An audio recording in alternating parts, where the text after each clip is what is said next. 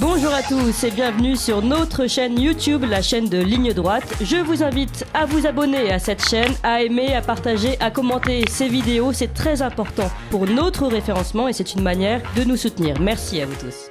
Bonjour Sophie Mageran. Bonjour Corentin. Et donc vous êtes directrice de l'agence Odeia. Est-ce que vous pouvez nous rappeler quelle est l'agence Odeia ?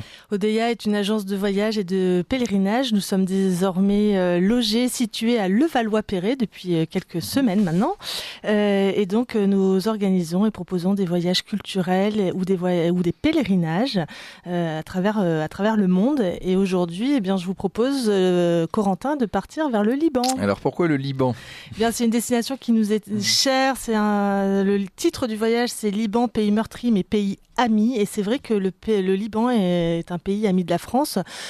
Chaque année, depuis des années maintenant, Odeia n'a jamais cessé d'envoyer des groupes au Liban, alors que la situation a été plus ou moins tendue. C'est une catastrophe que vit ce pays depuis maintenant 3 ans, tant au niveau donc social, économique, et puis avec cette explosion qui a eu lieu donc il y a plus de 2 ans maintenant, en août. Le 4 août 2021. Mais il est vrai que néanmoins, Odeia s'attache à toujours envoyer des visiteurs parce que c'est important finalement de montrer, de soutenir nos amis libanais et de leur témoigner de cette amitié qui est la nôtre et d'aller les visiter. Et c'est important pour eux, c'est important pour nous aussi parce que ça dépasse le cadre d'un simple voyage et finalement on va au Liban, voilà, encore une fois témoigner de cette amitié. C'est un voyage qui est emmené par Benjamin Blanchard, que je salue, qui est en Syrie actuellement avec un de nos groupes d'ailleurs. Ah oui. Tout se passe bien. Et donc, on est... Ce voyage, c'est combien de temps ? Ce voyage en Syrie, ouais. Écoutez, c'est 10 jours. Ils sont partis à l'occasion de la fête de la Croix qui a eu lieu le 14 septembre. Ils sont passés à Maaloula, vivre cette expérience extraordinaire de ces feux follets au-dessus du village de Maaloula. Et je crois qu'on en avait parlé lors d'une précédente émission, mais c'est un voyage donc, qui est parti. Et Benjamin Blanchard partira également accompagner ce voyage au Liban du 24 au 31 octobre. Benjamin Blanchard qui est donc le directeur de SOS Chrétiens d'Orient. Et grâce à Benjamin, eh bien, ce voyage et les voyageurs auront l'occasion d'avoir de nombreuses rencontres. Non seulement il y a des visites, comme souvent, comme habituellement, bien sûr, on est là pour découvrir un pays ou le redécouvrir, mais surtout eh bien, pour rencontrer aussi des personnalités de la société civile, comme on dit, société religieuse. Et vous savez qu'en Orient, tout est mêlé. On va aussi dans des restaurants qui sont fondés par des personnalités très fortes. Et puis, Benjamin Blanchard a aussi cette connaissance des églises d'Orient qu'il partagera bien sûr avec les voyageurs qui l'accompagneront. C'est un voyage où il faut aller au Liban, où il faut y retourner. C'est un pays extrêmement attachant. Les communautés chrétiennes parlent le français. Ils parlent d'ailleurs mieux français qu'arabe. Ça, c'est quand même étonnant. Oui. Et donc, c'est un tour sur 8 jours que nous proposons à la fin du mois d'octobre. C'est encore la très, très bonne saison. Du 24 au 31 octobre. Donc, toujours disponible sur le site odeia.fr. Alors, quel est le programme de ce voyage ? Bien, écoutez, c'est assez classique. On a atterri à Beyrouth, c'est le seul aéroport, bien sûr, du Liban. Le Liban, c'est grand comme un département français, c'est un tout petit pays, mais qui est là, qui est ancré entre cette montagne libanaise et la mer. Et donc, bien sûr, on va rester un petit peu à Beyrouth, visiter le centre qui a beaucoup souffert de la guerre, d'une part, mais en plus de cette explosion là toute récente dont on parlait tout à l'heure. Néanmoins, tout n'est pas détruit, fort heureusement. Et puis, il y a eu quand même des travaux de rénovation. Ce sont surtout les tours en fait, ces grands buildings qui ont été construits ces dernières années, qui ont beaucoup souffert de l'explosion du port. Néanmoins, eh bien, on visitera la place des Martyrs, la cathédrale Saint-Georges des Maroniques, qui est coiffée, qui est à côté, dominée, presque écrasée par la mosquée Rafik Hariri. C'est quand même, on voit toujours ces tensions religieuses dans ce pays. C'est incroyable. Il y a une cathédrale qui est historiquement au cœur de Beyrouth. Il y a une mosquée qui a été installée juste à côté. Avec des minarets à la turque, les 4 minarets autour de cette mosquée. Les Maronites ont reconstruit, ont surélevé le clocher pour que le clocher soit plus haut que la mosquée. Il n'y a plus de tension entre les personnes sur place. Je veux dire, ça se voit moins. Enfin, en tout cas, c'est pas dangereux. Non, c'est pas un voyage dangereux. On peut on peut aller au Liban en toute sécurité, et puis surtout avec des gens qui connaissent bien le pays. C'est ça qui est intéressant. Bien sûr, à Beyrouth, on s'attachera à visiter le musée national de Beyrouth. C'est extrêmement émouvant que de visiter ce musée qui avait été construit par les Français. Il est doublement célèbre, d'une part, parce qu'il abrite des collections absolument extraordinaires de l'Antiquité. Ces collections, des petites figurines phéniciennes. Tout cet héritage phénicien. Vous savez, dans la Bible, on parle des Cananéens, le pays de Canaan, lorsque Dieu dit à Abraham, tu quitteras ton foyer, et Our, finalement, les Mésopotamies, pour aller vers le pays de Canaan.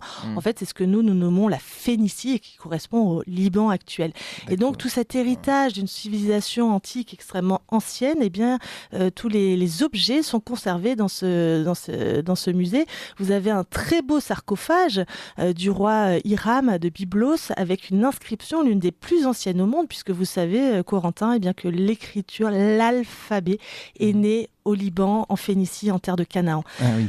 Donc ça, c'est absolument passionnant, parce que cet alphabet, alpha, bêta, A, B, C, est né là-bas, et tout vient d'Orient, nous dit la Bible.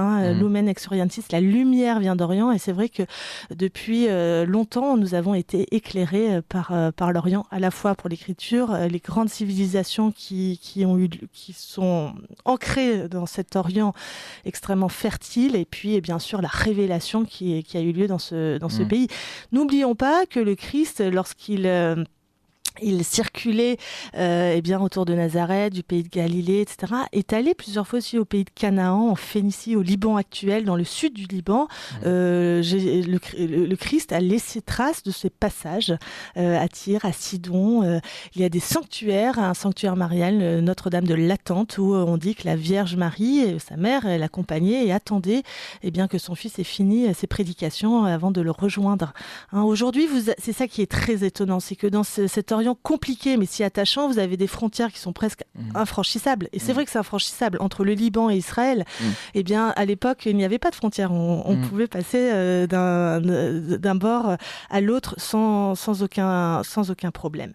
Et donc on va découvrir tout cela, et c'est absolument fascinant. Et donc après Beyrouth, vous partez aussi à Anna, vous parlez à Byblos, je vois. Oui, alors Byblos dont on a parlé, bien sûr, où est née l'écriture, dit-on.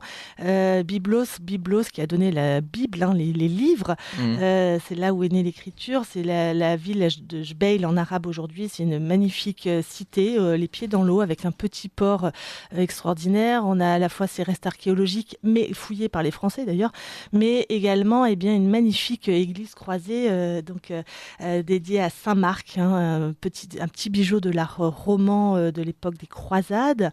Après, nous irons, vous irez, chers auditeurs, parce que je vous invite à vous inscrire. Il reste quelques places. Vous irez vers le nord encore, vous irez en direction de Batroun, de Tripoli aussi, qui se souvient d'une implantation croisée très importante. Et surtout, ce groupe découvrira la Kadisha, la vallée sainte.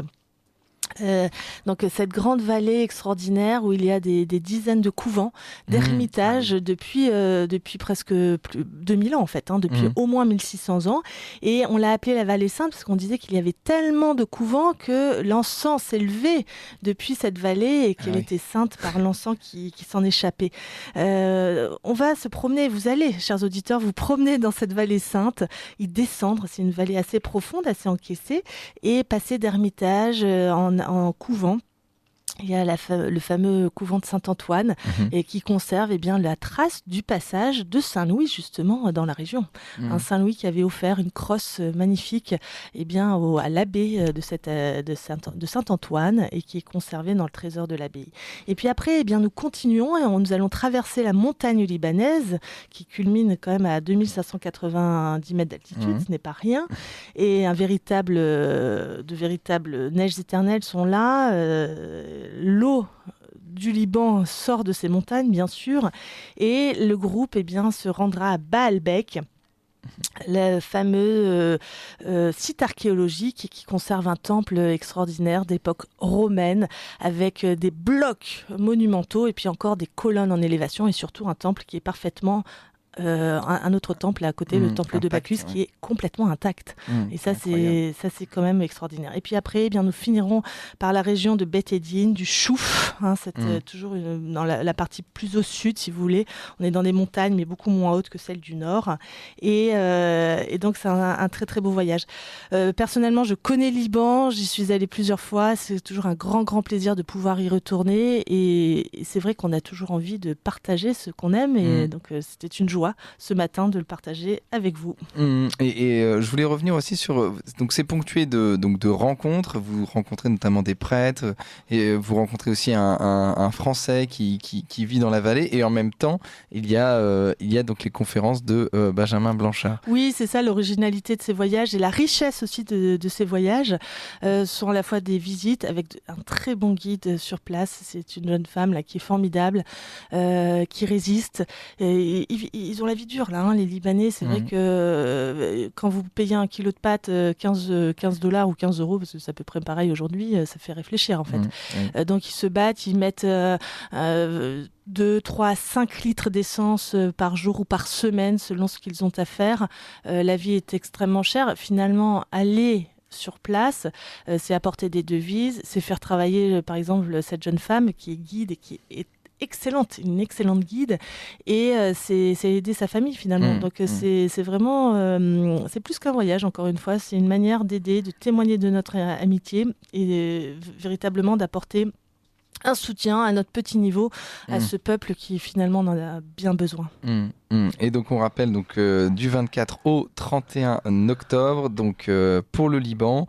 Et est-ce qu'il y a des spécialités culinaires dont Oui, vous alors nous au parler Liban, Corentin, bien sûr, c'est là, on est accueillis comme jamais. Vous avez la meza, les mezzés là qui remplissent les tables, et ce ne sont que les entrées, avec le fameux taboulé libanais que tout le monde connaît, le houmous, bien sûr, tout un tas de petits plats extrêmement goûteux. C'est très très bien préparé, c'est très frais, c'est délicieux. Puis après viennent les brochettes, etc. Donc il faut faire de la place avant de partir. Donc on mange bien au Liban. Et merci beaucoup Sophie Mageran. On rappelle que vous êtes donc directrice de l'agence Odeya, et donc ce voyage au Liban du 24 au 31 octobre, voilà, disponible sur le site odeya.fr. Merci beaucoup. Merci à vous. Vous appréciez cette émission? Alors aidez Radio Courtoisie à en produire d'autres en indépendance totale. Rendez-vous sur soutenir.radiocourtoisie.fr. Merci d'avance.